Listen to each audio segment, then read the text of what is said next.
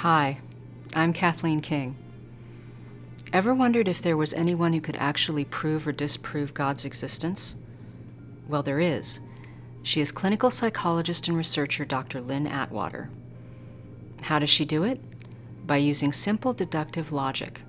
Only this time, there's a difference. Dr. Atwater makes only one assumption, that God is a creator. The rest she leaves to logic. The results are surprising. You'll see what I mean in a minute. Now, just like in all logical procedures, there is one rule, and it's always the same. The proof can have no contradictions.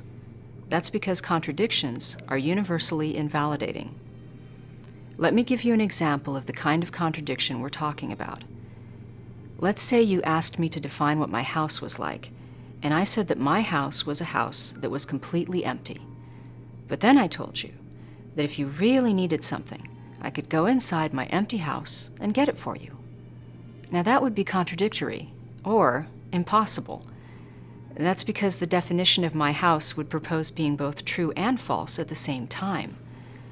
So no contradictions. That's only logical, and that's the only rule we have to follow. Now we should have a definition for God. We have to define God so that we all know whose existence it is we're proving. Webster's dictionary defines God as creator and ruler of the universe.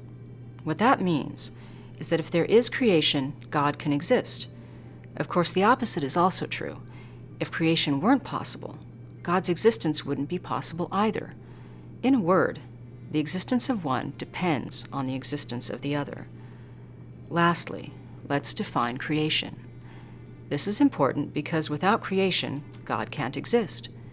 Using Webster's again, we see that creation is a bringing into existence.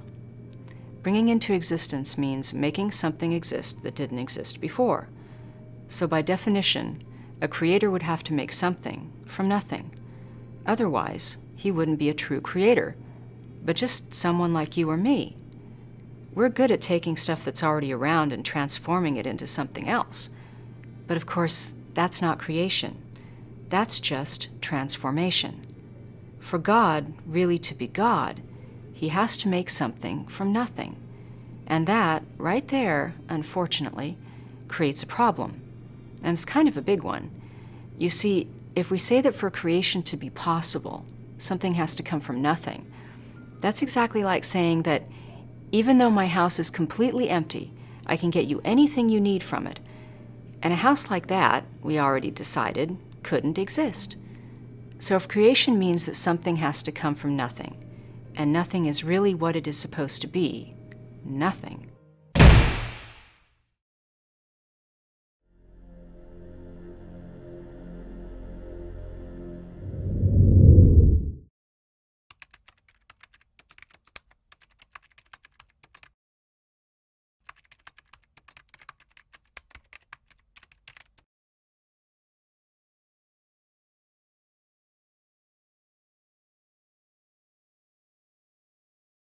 Either you have nothing to start with, or you have something.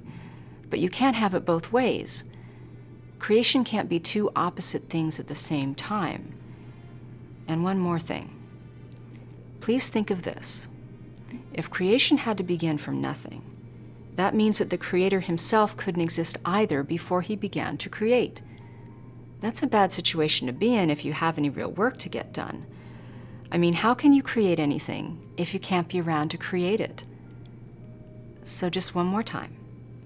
Since creation means that something has to come from nothing, creation is a contradiction, and therefore impossible. So where does that leave God? I guess pretty much nowhere. As we saw right from the beginning, if creation is impossible, so is God. Now, I know that went pretty fast, but that's the way Dr. Atwater says basic truths are. They're self-evident. The problem is that sometimes they're so obvious, so right in front of us, that we can't see them at all. To help with that, just keep this in mind.